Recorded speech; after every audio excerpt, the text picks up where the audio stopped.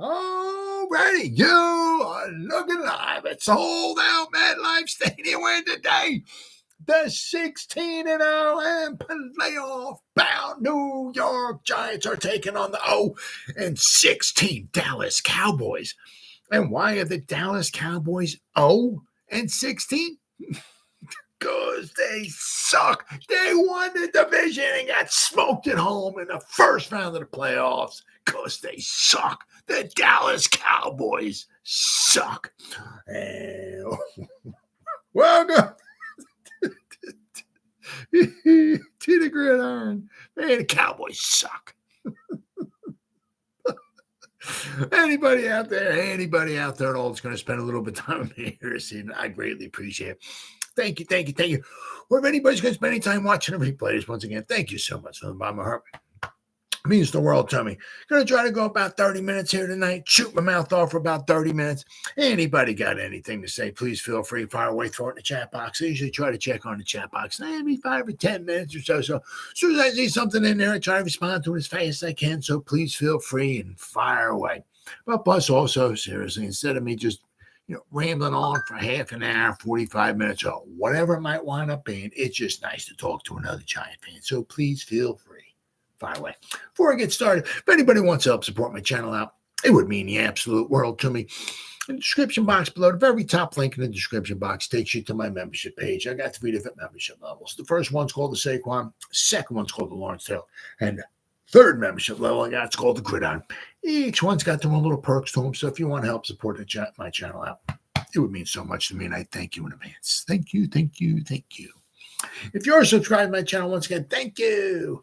I can use all the support I can get, guys, but please go down below, hit the subscribe button, hit that bell icon. That way next time if I go live or if I put a video out, you'll be notified, and it's free of charge. What do you got to lose, right?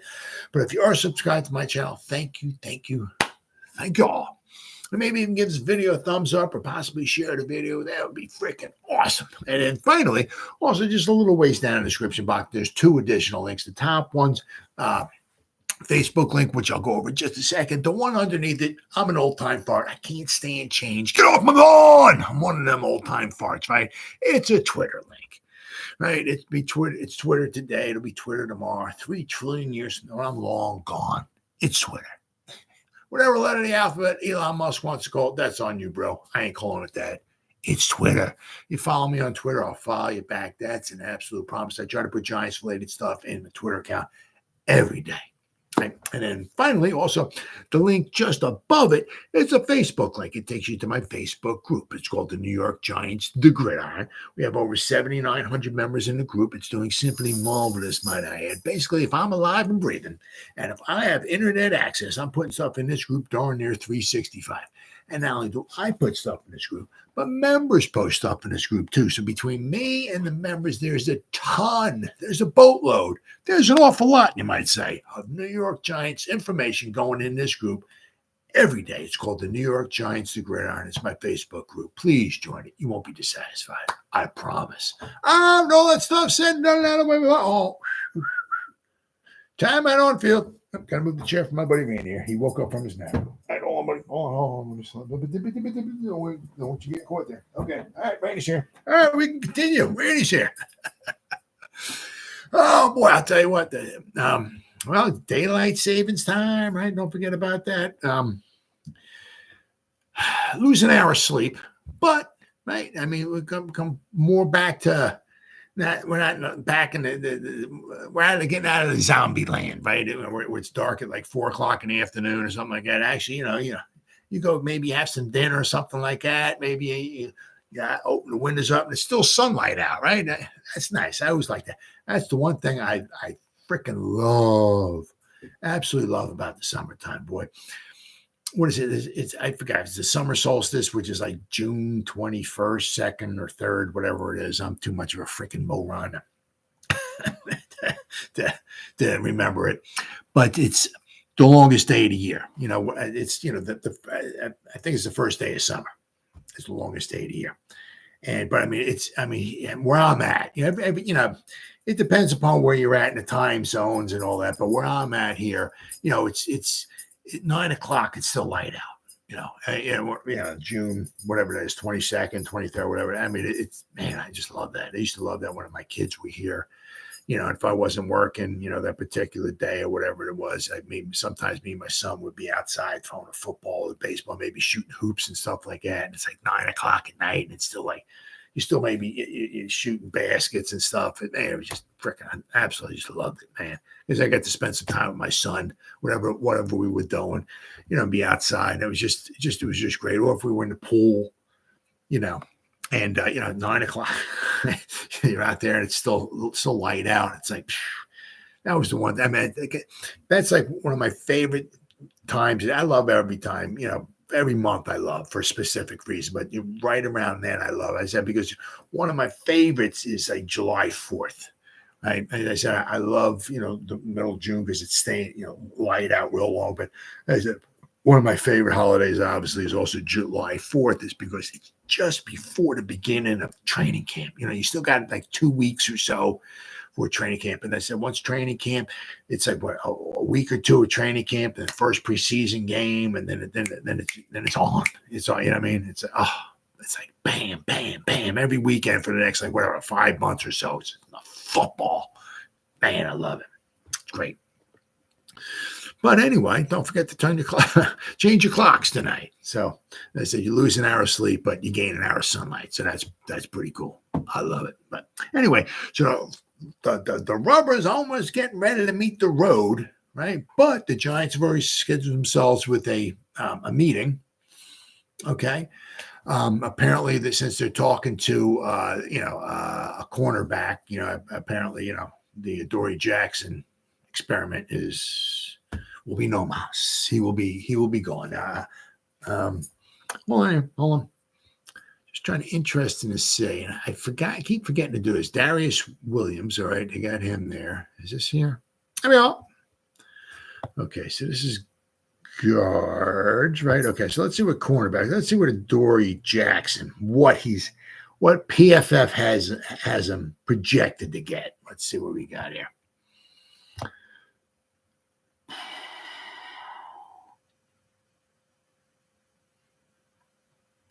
Adoree Jackson. Yeah.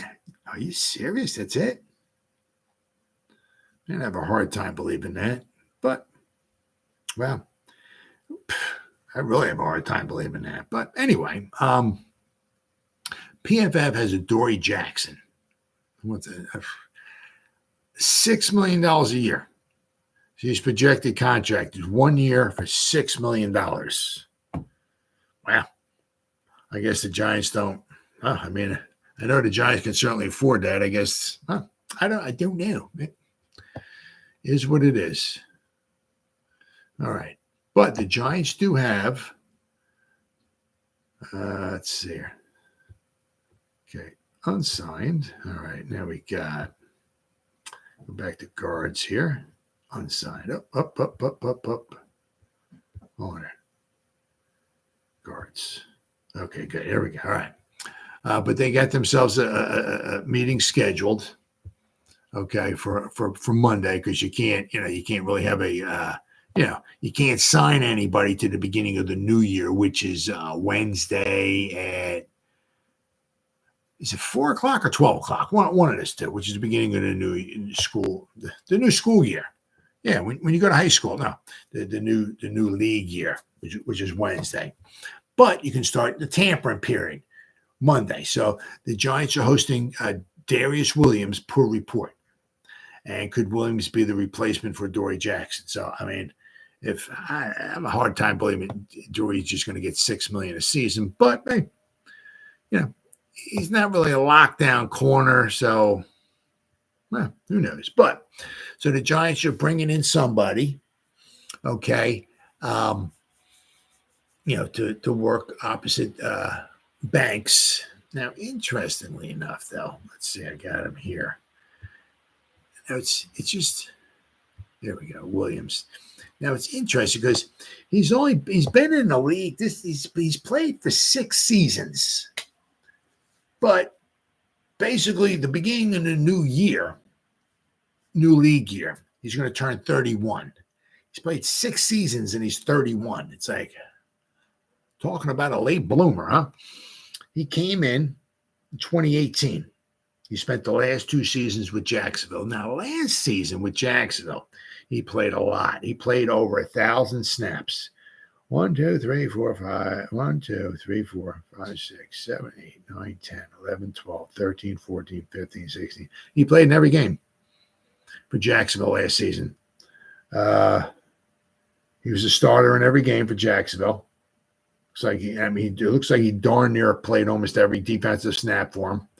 Overall, last season, once again, just last season, he graded out at a 79.5 overall. Very impressive. That's not his best. His best year was in 2020 with the Rams. He graded out at 81 overall.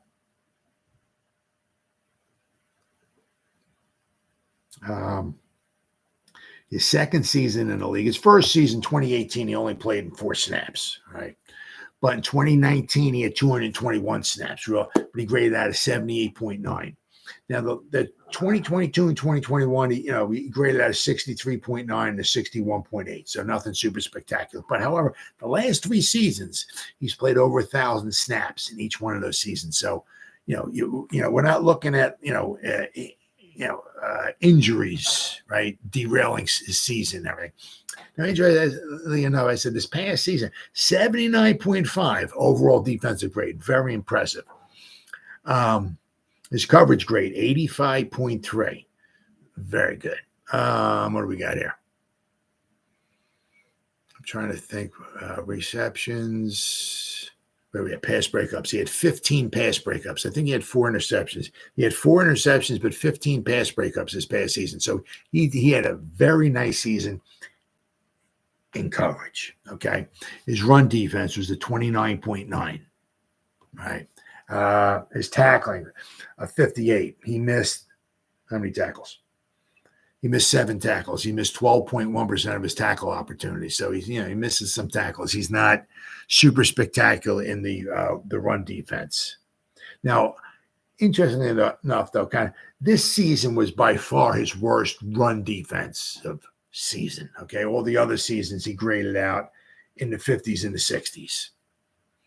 Okay, so certainly, worth taking a shot at. Certainly doesn't mean the Giants are signing him or not like that. But I mean, I said, what we got? Out of it, basically, if you don't, coverage wise, PFF. That's all I'm going by. I'm not going to sit here and say, well, I watched all his film, every snap he took, broke it down. I spent 3 years watching each play, diagramming it, and figuring this and no. I just go to PFF and they give me a reasonable, diagnosis of what he did, but with the grade that they give me. Okay, they say he graded out an 85. Okay, I'm not saying he was a Hall of Famer, but chances are if they say he graded out an 85 coverage, meaning last season, he was pretty good. Okay, right.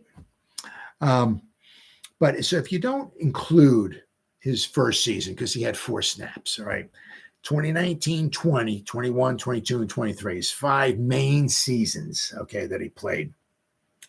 Coverage grade-wise, he graded out over an 80 in 3 of those 5, okay? So very impressive. His coverage grade is very, very impressive. His tackling, a couple of the years, his tackling grade, 2021 and 2020, his tackling was well over 70. So this past season, he graded out of 58 in tackling. 2022, he graded out of 35 as a tackler. So a little hit or miss there. But I mean, overall, for the most part, his overall grades are very, as I said, 79.5, 63.9, right? 61.8, 81, and a 78.9. So 5 very respectable grades overall. Okay, so and what do we have here? Darius Williams. Nope. That's the guards. Wait, okay, hold on. Let's see here. Cross this off here, and we'll go to cornerbacks here. Okay, now let's see what we got here. I know he's, he's not supposed to be. Because we got to find him here. But I mean, he's not supposed to get, the biggest. Well, I can't even find him.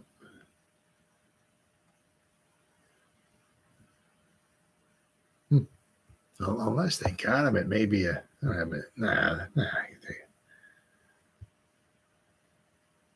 I can't even find him. What PFF has him at?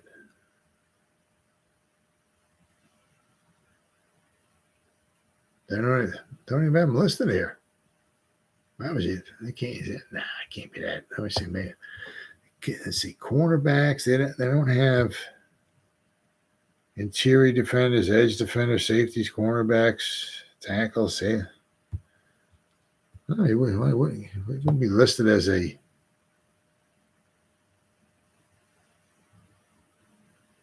No, I'm saying I was just taking a crack at it. Maybe they got it listed as a safety, but I'm not even saying. No, I had no idea. No idea what they got him listed as, but they don't have him here. Let me see here. Let me check this out here. Let's see, Jacksonville. Jaguars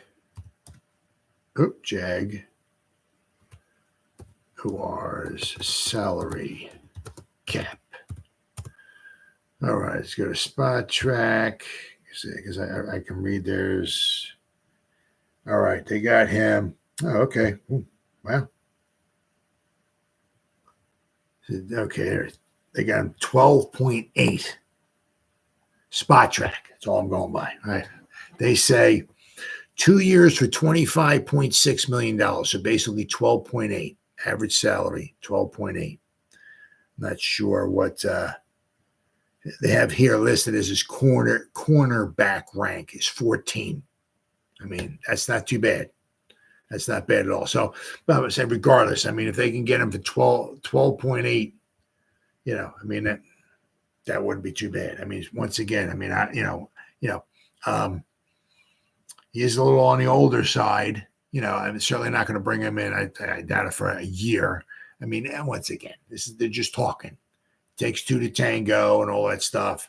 Just because the Giants might want him doesn't necessarily mean he wants to be here, right? Just because he wants to be here, the Giants may not want. So it takes two to tango, right? And of course, it's always about the do-re-mi. He might have a couple other places to go to. As I said, he graded out pretty well last season. He might have a few other places he wants to talk to, but the Giants could certainly bring somebody like him in here, even if they got to pay him like $12 million a season, right? The beauty of it is you maybe give him a little sign-in bonus. It's the same thing. Maybe you sign him for 3 seasons, right? The one nice thing is he's going to be 31, but he's only played 6 seasons. And if you take the first season away where he played basically 4 defensive snaps, right? He might have played some special teams, okay? But, he still's got some tread left on the tires. He's basically played like 5 seasons. Okay, so he's got some tread left on the tires. And I said the past 3 seasons, he's played over 1,000 snaps, right? He's a little small. Where are we at here? Up on there. 5'9", 187. So, once again, it's good in coverage. Maybe not the greatest as far as coming up in run support or run defense or whatever like that, or tackling, but, he's small. He's good at coverage. Very good at coverage. So, once again. But as I said, they sign up to $12 million. You give him a little sign-in bonus. Maybe instead of $12 million, right, you take his salary and drop it down, whatever, 8 this season, right? As I said, you kick a little money down the road, but next season the salary cap's going to go up, right? And I said, if you get and if you like flat in the slot, you see what I did there, right? If you like flatness, I also listened to Big Blue Kickoff Live. They said they also said there's some very good slot receivers, some very good slot corners out there that you can get relatively cheap for probably maybe a few $1 million, right? So I mean, you can always draft one as well too. But I'm saying, but maybe might want to keep Cordell flat in the slot. But this way you'll have Banks, and if we sign him, you have yourself a good coverage corner. So now you got yourself your two corners. So maybe if you bring somebody in and sign somebody, to get that coverage corner, right? Maybe $8 million for this season. Sounds good. And that way, it's not as much of a necessity this season to draft a cornerback early on the second or third round or somewhere around there, because they're not taking a cornerback. There's no cornerback to be taken at number 6. You take a cornerback at number 6, apparently this season, you might as well just write your own pink slip. I fired myself. I'll be leaving right now. Okay, here you go, Mr. Mara. See you later.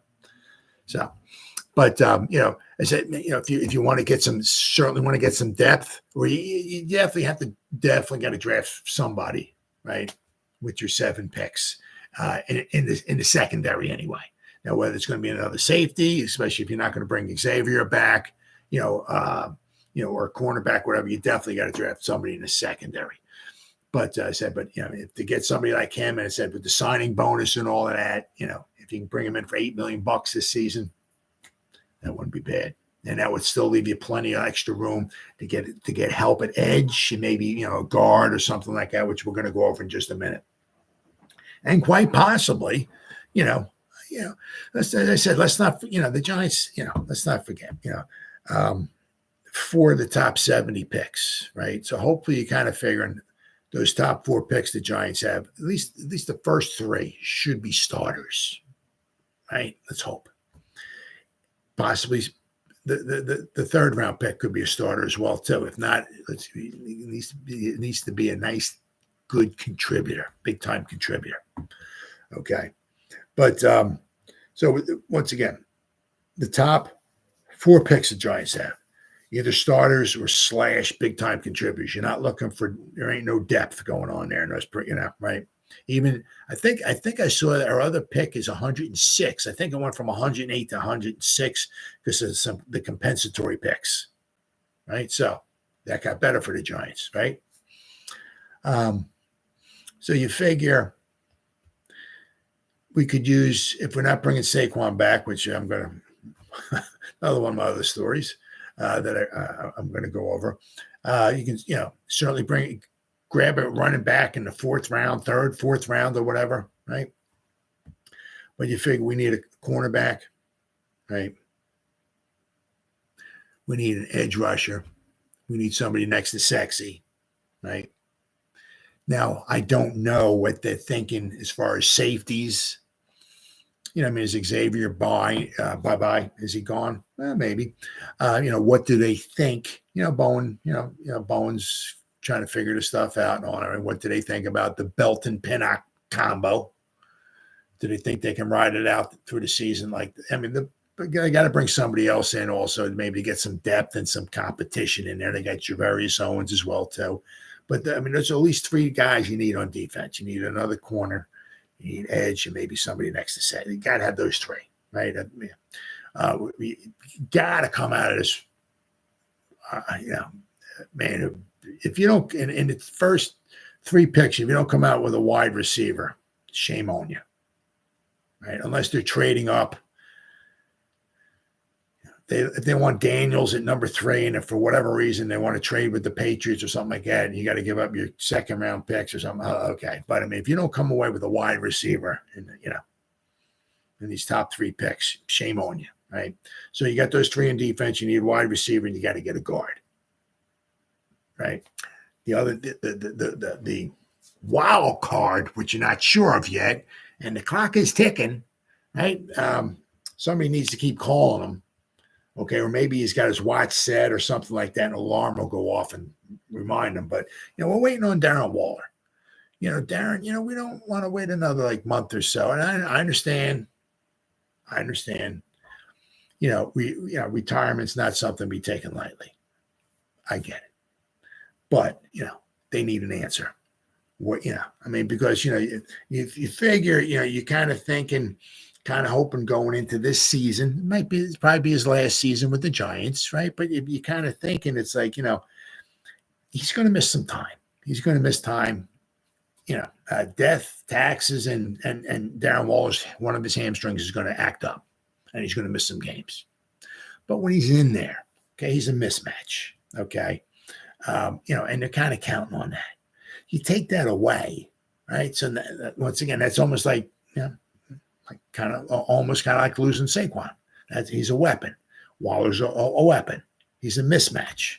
Saquon's a mismatch. He's a weapon. You know what I mean? So, so they're going to need to know from Waller. So,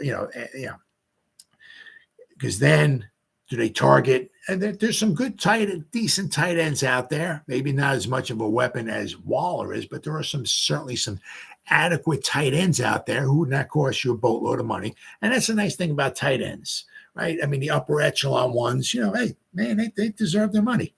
The Skittle man, Kelsey, right? Waller went healthy.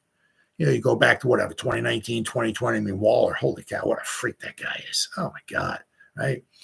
But, so, I mean, they deserve their money. But, I mean, you can get, reasonable guys, decent guys for, under $10 million a season, right? But that's one of the things we're going to need to know. That's one of the wild cards as of right now. I think that they beef up the offensive line. They get themselves a dog of a wide receiver. As I said, maybe if Waller comes back, right? It's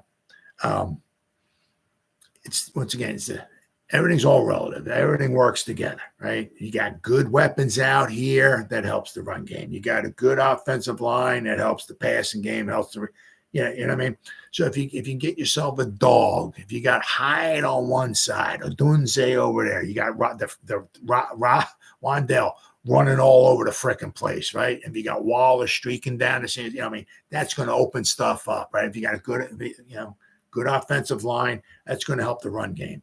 You don't need Jim Brown back there. I mean, I like Saquon. I wish they would re-sign him, but we'll have to wait and see. I mean, just because there's mutual agreement between Saquon and the Eagle doesn't mean that, doesn't mean they're going to blow him out of the water with money, right? But I mean, once again, we'll go over a story with the Giants, not thinking he's worth, anywhere near $10 million either. But I'm saying, if you got Gray, maybe Jashawn Corbin, if they don't bring Breida back, but you can certainly draft a running back, 4th round, 5th round, or something like that, maybe to help. But it could be a running back by committee, right?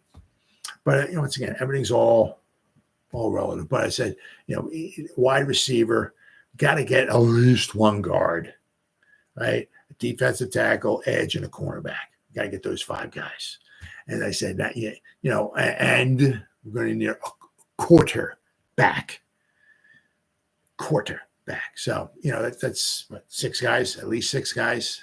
So I'm saying, so you figure, right, in the draft, the top 3 picks, right, it could be 3 stars. So if you need 6 guys, just saying, right, you can get 3 of them in the first 3 picks. Hopefully they're the best player available, right? Where they just happen to be, the guy positions of need for the Giants. I'm saying, but then you go out, you get somebody like this Williams, right, for $8 million for the first season, about $8 million. Okay, there's one of the positions, right? Then we're going to go over guards. You can certainly get a good guard, but it depends what flavor guard you want. But you can certainly get one for 10 to 15, even cheaper than 10. Right, that's another one of the positions. Really, we could use 2 guards. There's plenty edge players out there, good defensive linemen out there. So so the Giants could literally fill. It depends upon how much obviously they want to spend, how crazy they want to spend. But they could literally fill up 3 of those positions of need, right, for $20-25 million a season, right? So. And then I said, then the other 3 positions of need or so, that we need, you can certainly get it maybe in the draft or whatever. So, the Giants could, could could do some good damage this season. Once again, I really don't think we should be talking Super Bowl or anything like that. Let's continue the build or the rebuild, however you want to, or the build, but continue to compete, right? As Shane likes to say. But as I said, but then next season, right? We get another draft. We should have some more money next season, maybe bring in another free agent or so, whatever. And, then, maybe we can start knocking on that NFC East door, winning a division title or whatever like that. But where are we at here? So I've been talking about 5 days here already. Still haven't talked about that. Darius Williams. Giants in need of a veteran cornerback to play opposite of Tay Banks, with Adoree Jackson heading to free agency, are reportedly set to host Darius Williams on a visit when the free agent negotiation window begins on Monday. Okay, so now let's not forget, he played with the Jacksonville Jaguars. Defensive coach Bowen, right, has gone up against head-to-head the Jaguars 2 times a season, right? So he's seen him play, right? So, I mean, if Bowen was like, nah, this guy sucks. They're not bringing him in, right? So Bowen must see. And once again, he's not, oh, yeah, bring this guy in. Yeah, he sucks. I can't stand the guy. And I got to run the defense, and you're bringing this guy in. But, yeah, he sucks. Yeah, sure, bring him. No.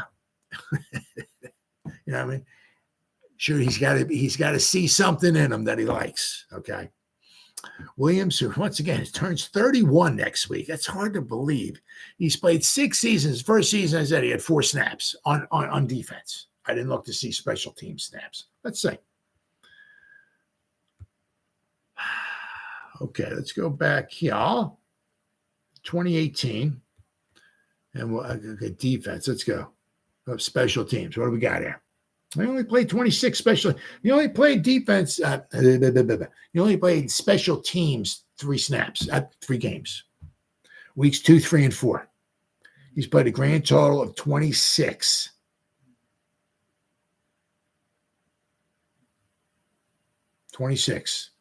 So. Oh, actually, you know what? Let's see here. Let's see. 26 and 16. So what's that? 42. He played 42 special team snaps in 2018. So was it like 42 and like 4 defensive snaps? So he hardly played anything. But I mean, it's just hard to believe that, he's his 6th season and he's going to be 31 years old. So, but he's a 6-year veteran who entered the NFL as an undrafted free agent with the Ravens in 2018. He has played in 80 regular season games for the Ravens, the Rams, and the Jaguars. He spent the last 2 years in Jacksonville. The Jaguars cut him in a salary cap move, saving $11 million on the cap for the final year of a 3-year, $30 million deal. Okay. Williams tied his career high with 4 interceptions last season. Not bad at all. He gave up 55 completions on 100 targets, 55%.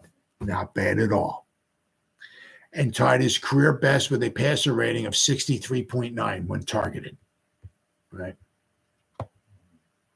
Despite being just 5'9", 187 pounds, Williams is a true outside cornerback. He played 979 snaps outside for Jacksonville last season and only 30 in the slot.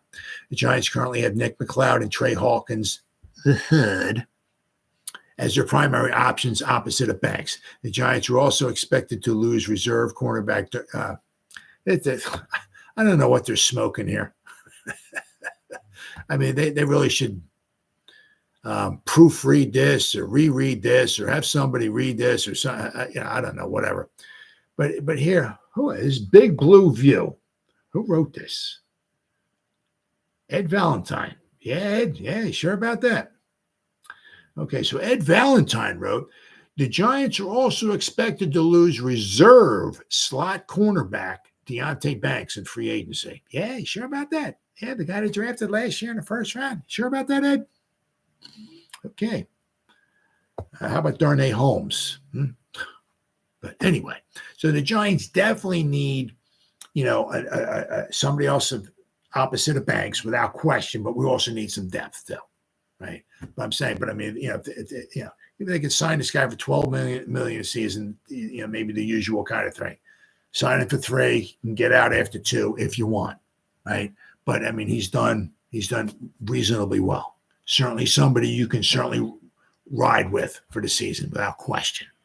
And I said the beauty of it too is that the past 3 seasons you haven't worried about any type, as small as he is, you haven't had to worry about any type of injuries. So that's pretty good. But once again, it takes 2 to tango. But it's nice to see the Giants are, shall we say, grabbing the bull by the horn, right, to start off with. And I tell you what, they bring him in and sign him, we're off to a nice start. Good quality player. Okay, so I said we still need some depth without question. But if they were to sign him, they're not breaking the bank. A lot of experience, good in coverage, very good. That would be an outstanding get for the Giants without question. I said the only, there's no perfect part. They're not bringing in Deion Sanders and all like that. But for at least the next couple of seasons, he would be very, very, very do very well for the Giants. Without question. And I said, especially for right now, it's not somebody you're signing for a 5-6 year deal and all like that. But for right now, for the next season or 2 or something, certainly somebody you can put in the lineup without question. Right. So, well, that's a good interview. Hopefully we can. Hopefully Elvis won't leave the building. Right. Hopefully you get him in there, and hopefully we can get the sign on the dotted line. That'd be freaking awesome. All right. Next, here we go. Oh, baby. Giants. This is from the Giants wire, John Finelli. Giants prepared to make run at top free agent guards. Yeah, baby. All right, cool. Now, one of them is already off the market. PFF is they're slacking here. Up. Let's go back here. Let's go to guards. I got to get rid of cornerbacks here. Okay, guards. All right.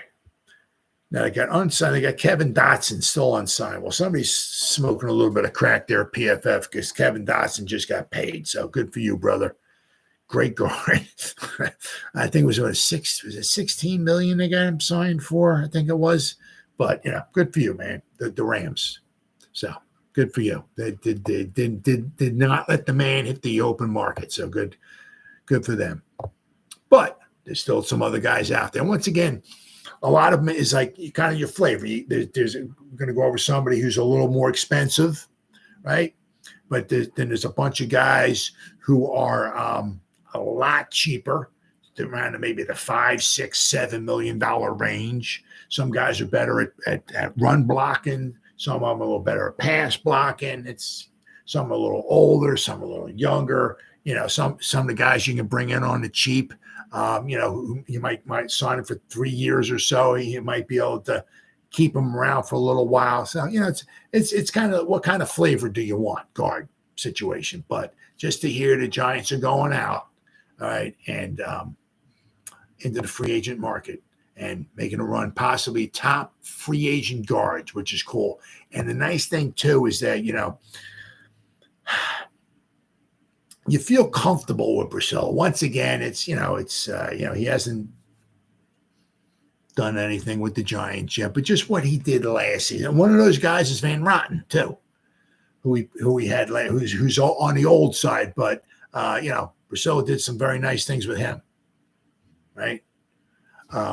But you feel comfortable. It's nice knowing that what he took last year with the Raiders, I think it was the first, the third, the fifth, and 2 undrafted free agents. I think the main 5 guys that he had, they were very serviceable, which is fantastic. So, you feel very comfortable that the guy knows what he's doing, what he's looking at, and all that stuff and everything. And whoever they do bring in is going to want to have some flexibility to him. But one of these guys has played, I'm going to go over, has played ball. Has played in every position with center. Okay, but he's one of the upper echelon guys. We'll go over that in a minute. But you do feel very comfortable that Priscilla brings somebody in or wants to talk to somebody or whatever. You feel good that he'll be able to get the best out of the guy, right? And that's fantastic, man. Because it's just one of those freaking things, man. You get so freaking sick and freaking tired every year that the Giants need this. Next year, Giants need this. Giants, it's the same thing. When are we going to fix the offense? When are we going to fix the offense? When are we going to fix? It's like, Jesus, God, I freaking hate that. Let's see, can we finally get this freaking offensive line fixed, right? NFL free agency begins on Monday with the legal tampering window opens. Yes. Yeah, baby. Wait, hold on.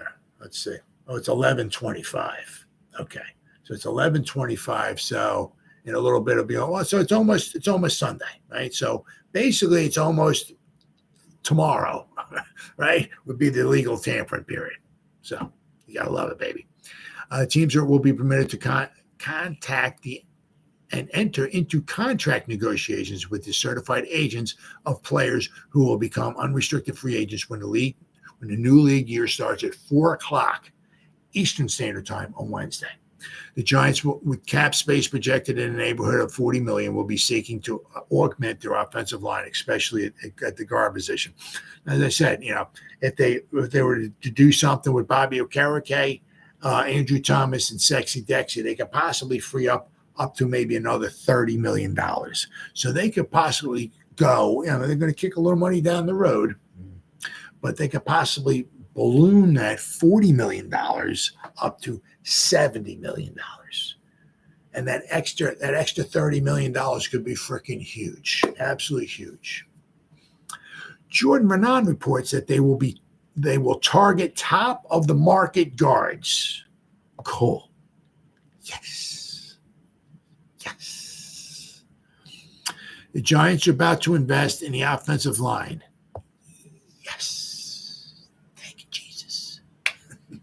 Particularly the guard position, where they don't have a penciled-in starter on either side. Nope. The door is still open for a return of veterans Ben Bredeson and Justin Pugh. Now, I wouldn't be Ben Bredeson, serviceable, right? I mean, he even played center, right? So, and he's been here for the past couple of seasons. So, I'll tell you, we brought him back. It wouldn't be expensive at all. Good versatile guard. Good, some decent depth. I wouldn't be opposed to that. But first, the Giants are expecting to make a run at the top guards on the market, according to multiple sources. Now, so once again, it's like, what are the Giants doing here, right? What is Shane doing here? Okay, his first season.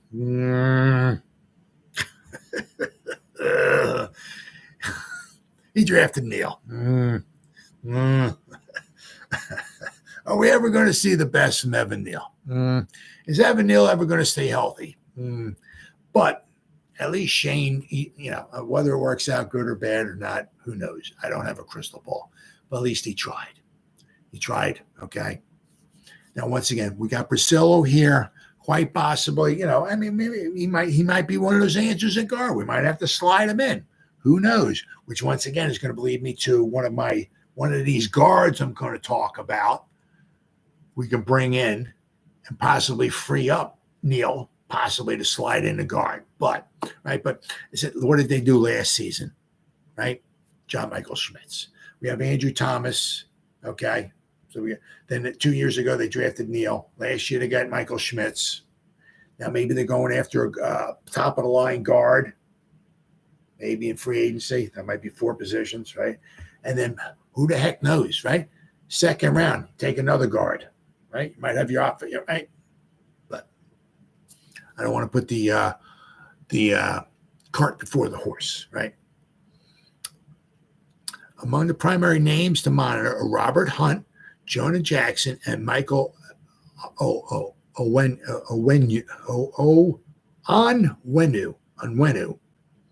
Signing any of them will be costly, with Hunt's contract potentially topping out near $16 million per season. The Giants have a new offensive line coach, Carmen Basillo, who could coax general manager Joe Schoen into taking a look at one of his former Las Vegas Raiders offensive line, maybe possibly Jermaine Illuminor. And let's not forget about Van Rotten either. Okay. Once again, because they drafted Azudu and Marcus McKeith, and once again, you draft the guard in the third round, you have envisions of this guy becoming a starter. But with the injuries that they've had, you're not quite sure what you got with those guys yet. But, all right, so they're talking about Hunt. They're just the three names here, okay? Hunt, Jonah Jackson, okay, and Onwenu. Jackson from Detroit. Okay, so let's go here. And we'll go to, so we start off with right, he did say, whoops. All right, Robert Hunt. We'll start off with Robert Hunt. Now, Robert Hunt, okay, they're looking at possibly, I mean, he's one of the upper echelon. He's the upper of the upper echelon, okay?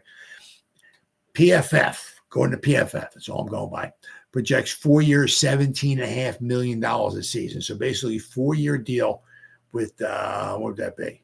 $70 million with $42 million guaranteed. 6'6", 335-pound freaking guard. Holy cow. Could you imagine if you put him like maybe next to Andrew Thomas? Could you imagine Andrew Thomas and Robert Hunt? Wow.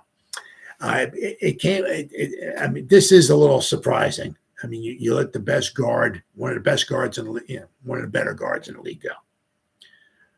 Came as a bit of a surprise that Hunt was not the young Dolphin offensive lineman agreeing to terms or extension before the season concluded, but it could also be a signal that he knows he can command a strong contract on the open market with a large sample size of good play. At 6'6", 335 pounds, Hunt got his NFL start at tackle. Okay. Right? Lining up on either side in his rookie season and holding up admirably. He found a home for the past 3 seasons at right guard and was a great fit in the team's zone rushing attack under head coach Mike McDaniel. Now, last season, he graded out at 76.4, which was the 6th highest guard in the league. 2022, he graded out 72.3, which is the 12th highest guard in the league. Right? He's 27 and a half years old. So, right, he still has his best years ahead of him, right? If they project him to be $17.5 million a season, he's a pretty decent guard. So now the Giants going to go for something like that. But once again, if you sign him for just 4 years, I'm just throwing numbers out there, and just say his average salary is $17.5 million. Well, you give him a sign-in bonus, and you can take that 17.5 and probably drop it down to 11 or 12, right? So, so between, if they brought in Williams and Hunt, right, if they give them a sign-in bonus and drop their salary down, you can get yourself a guard, one of the better guards in the league, and a very good cornerback, and it might cost you $20 million in this, for a year for this season right here, which wouldn't be too bad.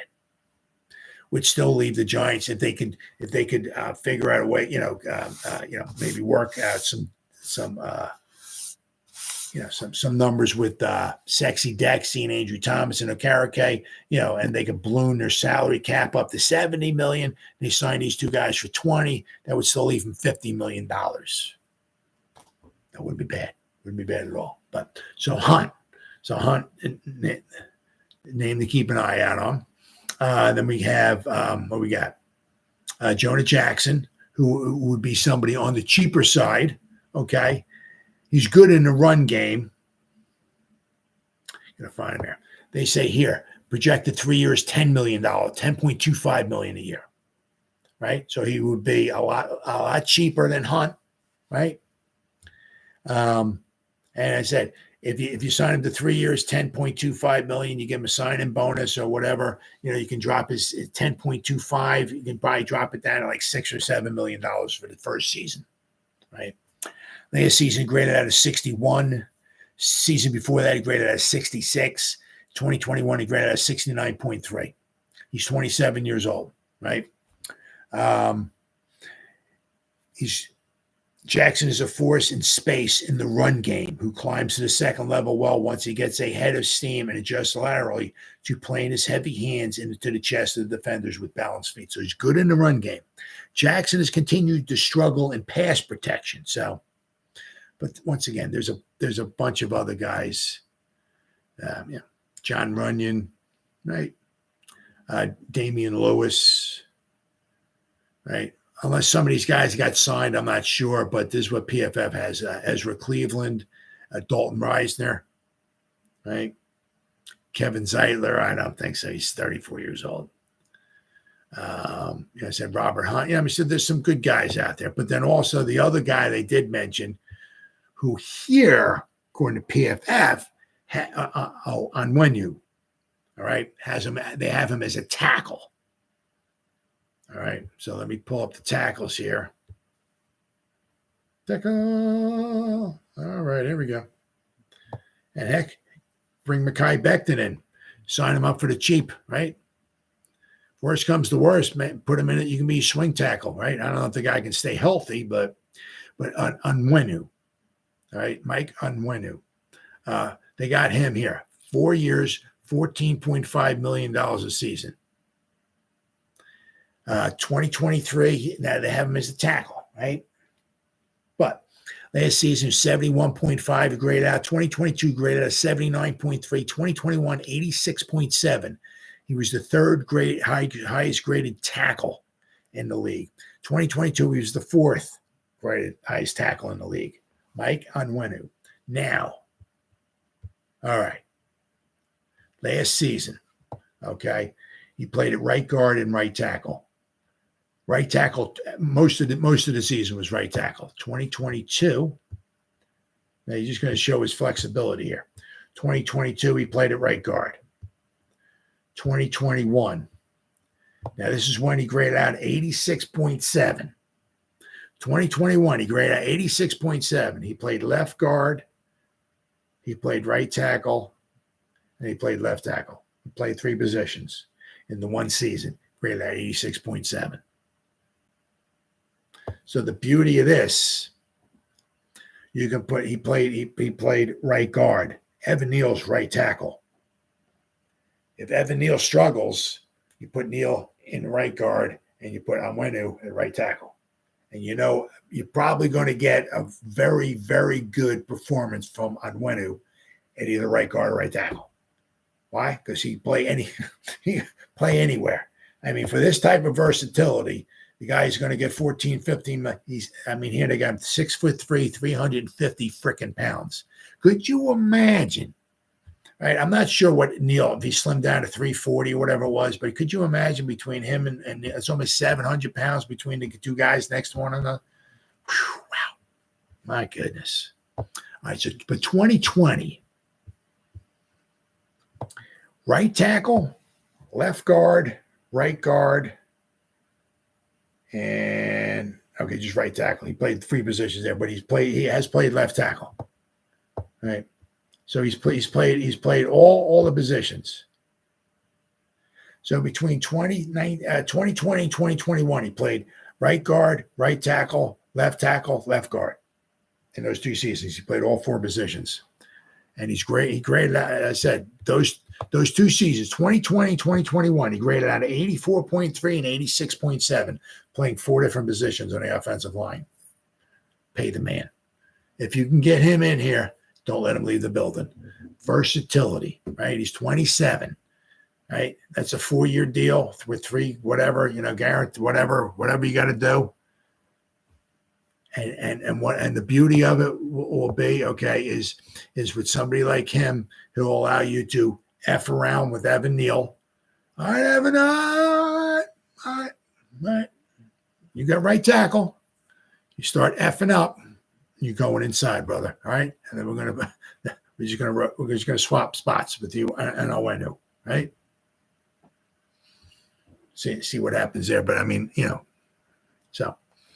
But it would be very, very nice, if the Giants would go out there and bring in a boomer, at the guard position. So that would be cool. That would be fantastic. But I said, but there's plenty of guards out there that you can certainly bring in for $5 million, $6 million a season who would do adequate jobs for you. And the nice thing is, with Brasillo is that, what he did in the past is he kind of took, lemons.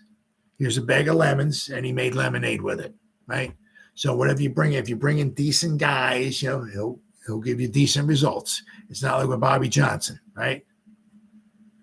I mean, we brought guys in, kept bringing guys in, and after the whole season was over with, guys still couldn't pick up a stun or a twist. It was kind of like, oh, was that your guy?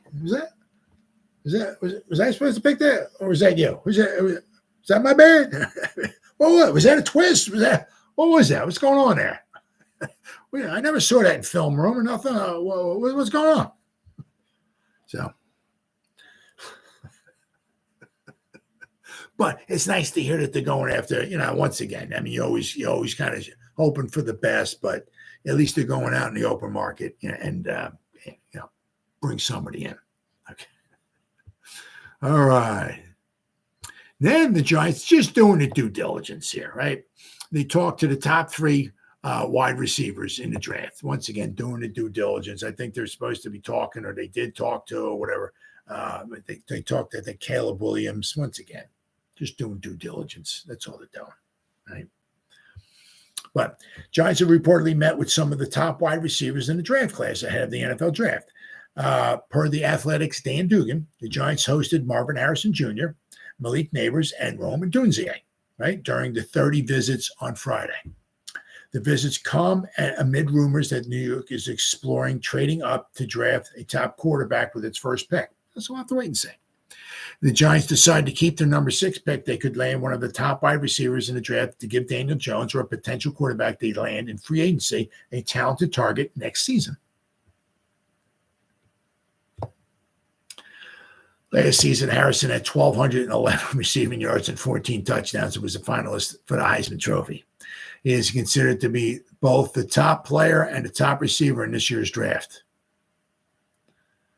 So he graded out at a 9.7, which is freaking unbelievable. 9.7, almost a 10.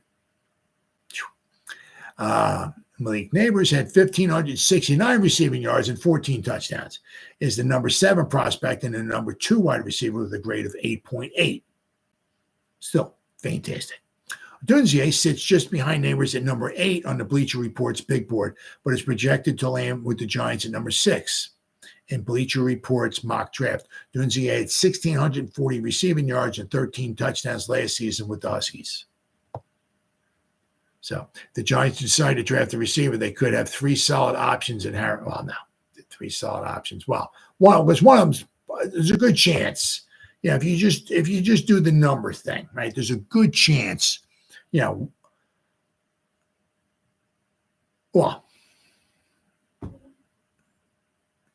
there's a real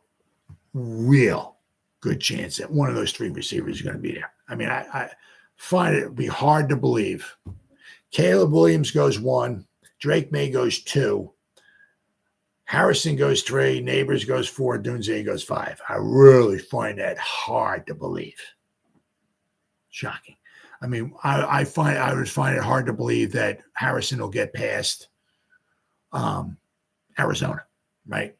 But I mean, just the what things you're hearing. I mean, I really find it hard to believe that the 3 wide receivers would be gone by the 5th pick. Find it hard to believe. But this is the draft. Stranger things happen. We'll have to wait and see. But there's a good chance that one of those guys will be there for the Giants, which would be nice because we'll get ourselves a dog. And as I said, what Oshane done with the offensive line is now what he's also done with the wide receivers too. A couple of seasons ago, brought Wan'Dale Robinson in, and it was kind of like, yeah. And I was one of those. I was one of them. Okay. If you go back there and look at some of the guys, I mean, the Giants felt, they traded back and all that stuff. And you look at some of the guys that were in front of, because they fell back to get more picks. But you look at some of the guys that were there and before him, and some of the guys that were after Wan'Dale, it's like, Wan'Dale Robinson. Yeah, you sure about it? I was one of them, right? But you can see, he can be a viable weapon without question. He has to stay healthy now. But once again, what did they do? 2 seasons ago, they added Bellinger, who has very good hands, right? But he has to. He needs to do a better job blocking, because last season he didn't do a very good job blocking. But they added Bellinger, right? A nice tight end. He's not the answer. They need to add another weapon to go along with him, right? Especially a receiving tight end, okay? But they added Bellinger, somebody you can bring along with you for the ride, without question. But they also added Wan'Dale Robinson. Last year, what did they do? They brought in Hyatt, right? They also signed Darius Slayton to a couple of years, so this will be his last season, unless they re-sign him on the cheap. Once again, we'll have to wait and see. But I said, 2 years ago, they got Robinson, they got Bellinger. Last season, they added Hyatt, right? This season, where they might be able to get a Dunze or something like that. So they're adding each year, they're adding a little piece. They added little pieces to the offensive line. They're adding little pieces to the receiving corps, right? So let's hope. But once again, they're just doing the due diligence. That's all. Yeah, I mean, I'd have a hard time believing they'll try to trade up to number 3 or 4 to get Harrison Juniors, and not with the holes the Giants have. To trade up to get a wide receiver. I mean, it'll be more or less kind of like they'll just kind of grab whoever falls to them. Then we got the defensive line options for the Giants this offseason. Now, once again, there's different guys. There's different flavors. There's different Fatukasi from the Jaguars, Greg Gaines from the Buccaneers, Davis from the Dolphins, Brian Moan from the Seahawks. Let's see what else we got. Grover Stewart from the Colts. Let's see, where is this? This is from Big Blue View. Nick Filato. New York Giants aren't in the market to spend big on a defensive line position with Dexter Lawrence on the roster. Still, the Giants could entertain a veteran depth piece to pair with Rakeem Nunez-Roches, Jordan Riley, and DJ Davidson. Hopefully they can bring A'Shawn Robinson back. That would be fantastic. The Giants also have Ryder Anderson and Timmy Horn on the roster, but A'Shawn Robinson and his 515 snaps are entering free agency. New York has had a strong nucleus of defensive line talent on the roster since they signed Snacks Harrison. They selected Dalvin Tomlinson in the second round of the following draft, drafted Lawrence 2 years ago and they traded draft assets for an impending free agent named Leonard Williams, who Shane shipped out of town for the eventual 47th pick in this upcoming draft. Wow. Ironically enough, Williams is currently a free agent. Now, I don't think he's not going from $31 million a year or whatever it is, or what do we owe him, like $30 million or so last year? But I mean, we got him for 3 years, 63, so it was like $21 million. But he's not going from $21 million a year down to like 5. So he might be out of the Giants' range, I don't see the Giants trying to bring in Leonard Williams at like 12, 13, or 11 or whatever it is with, as at his age. I think that might be a bit much. Let's see. Dexter Lawrence earned an extension last offseason that locks in the talented nose defensive lineman through his age 30. He's currently making $22 million annually with $59 million guaranteed. Joe Shane made several investments in the defensive line room last season after the Giants ranked 28th in rushing yards allowed, but that didn't really help. Their rushing defense has been absolutely pathetic.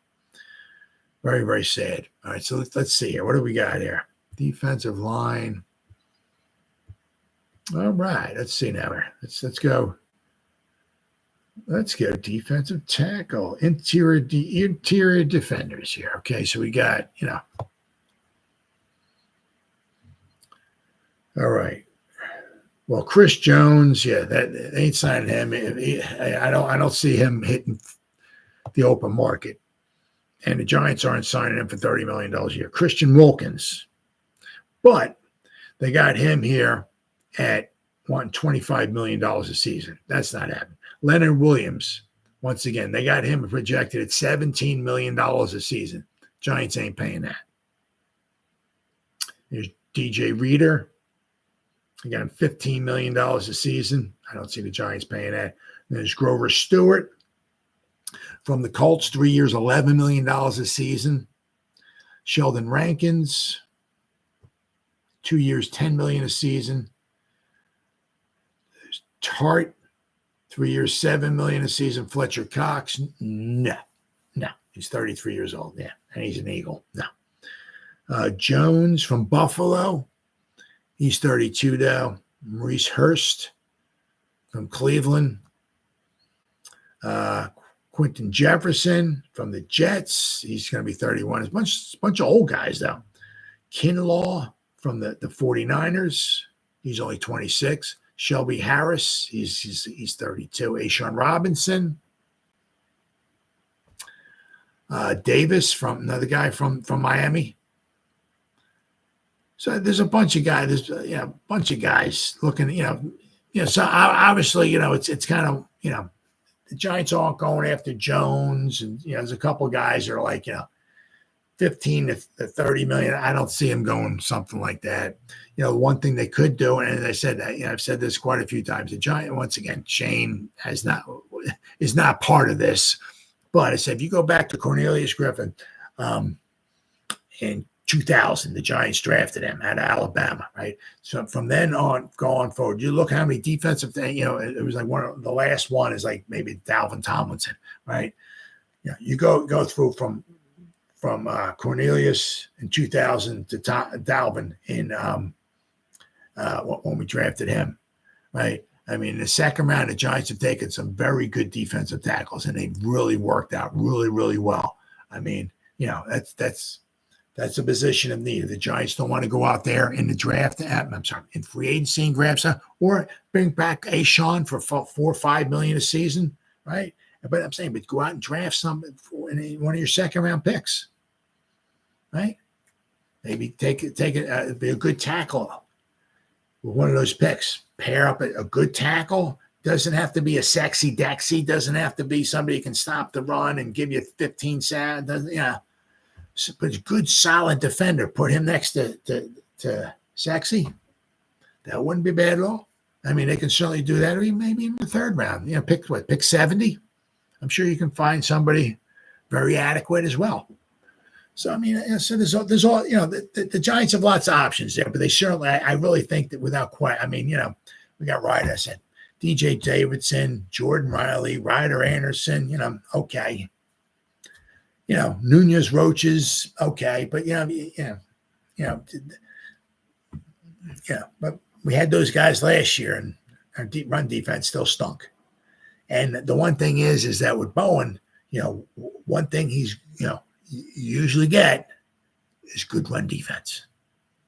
So, don't be surprised if the Giants, either draft a good defensive tackle, a young stud, or go out and maybe, bring one in, especially somebody who's good against the run, right? Because as I said, that's one thing you have been getting with Bowen or Tennessee, good run defense, and that's something you have not been getting from Wink. Good run defense. But I did say is that, the 1 year when we got Leonard, right? And we had Dalvin, and we had Sexy. We had a good run defense that year. That was a good front wall there. And as I said, you're not getting much out of the pass rush from Dalvin, but he was a very good athlete, and he was very good at the point of attack, very good against the run. Right, buddy? All right, and finally, Saquon. Yeah. Let's see. Who is this here? Who is this? Bleacher Report. Saquon Barkley rumors. Once again, rumors. Giants don't see the value in paying any running back a $10 million contract. Well, they saw it last year, but the New York Giants reportedly have an organizational philosophy that does not support handing out large contracts to the running back position. According to ESPN's Jordan Manon, a league source commented on the Giants' stance, saying they just don't see the value in investing $10 million in a running back. That suggests Saquon Barkley may be playing elsewhere in 2024, as the Giants decided against placing the franchise tag on him, meaning he will become a free agent when the new league year starts next week.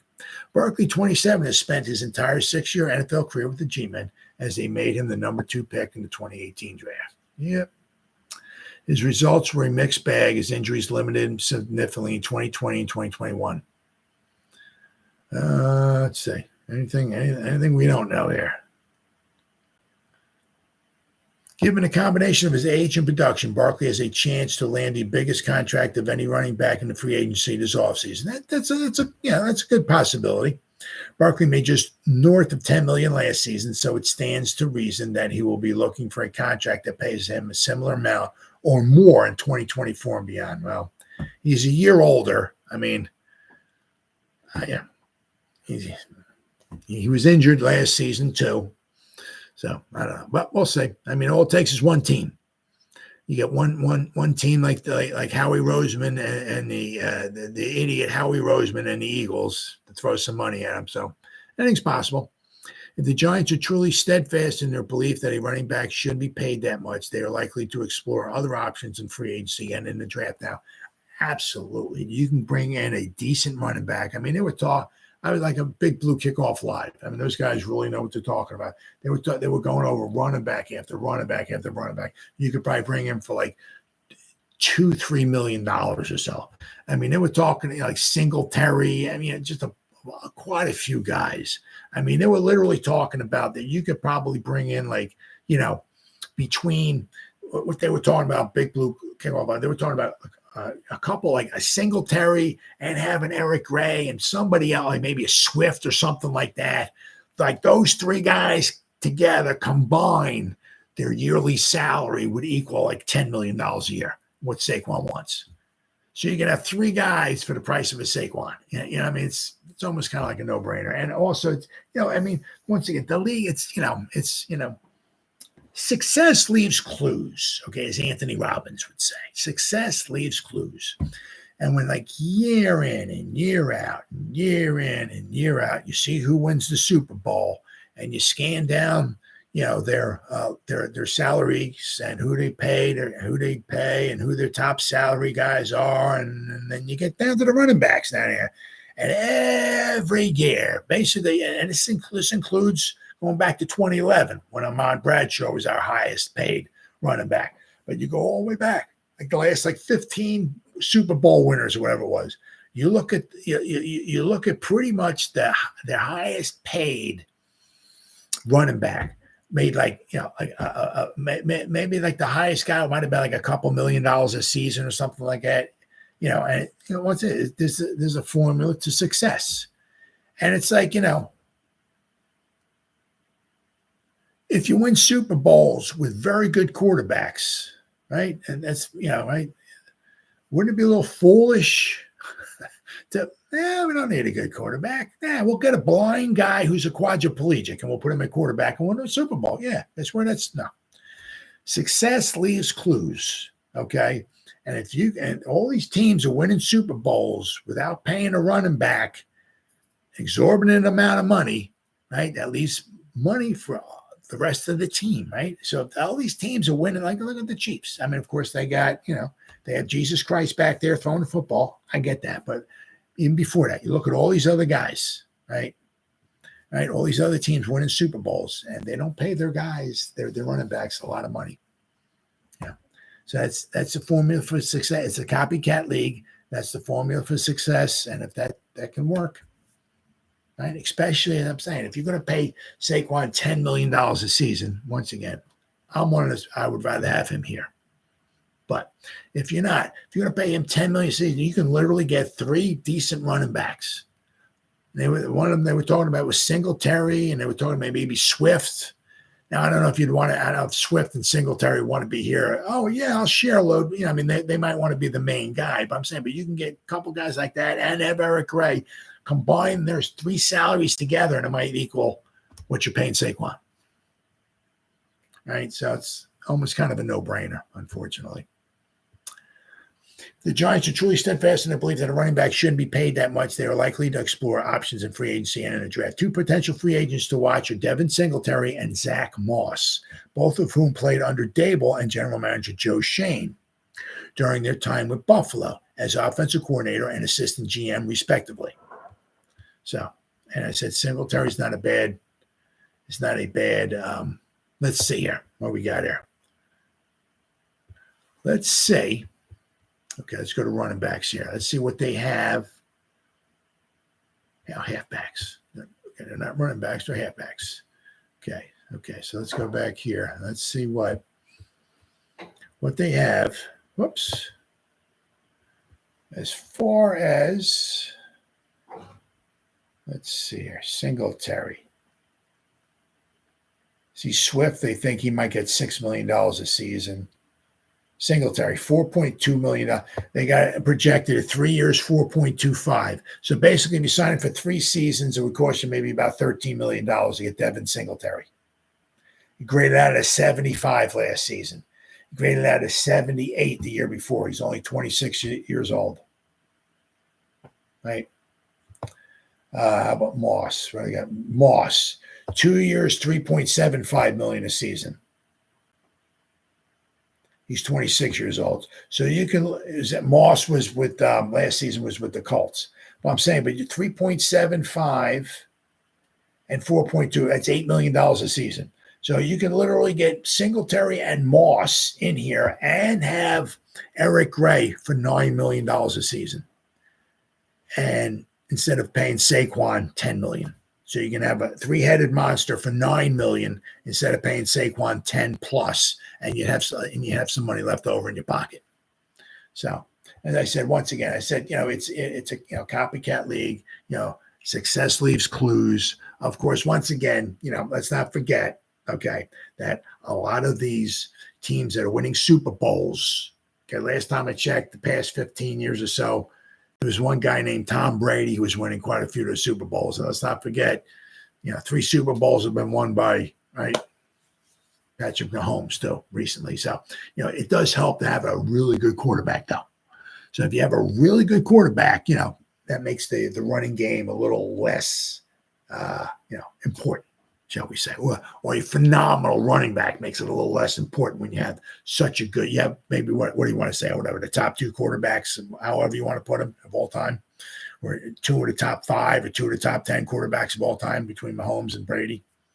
Right. So that does help. Okay. And the last time I checked, we got Daniel Jones. He's not Patrick Mahomes or Tom Brady. So it is what it is. But so if the Giants are going to go that route and try to do running back by committee or whatever, and try to bring in guys, for $3-4 million or so, right?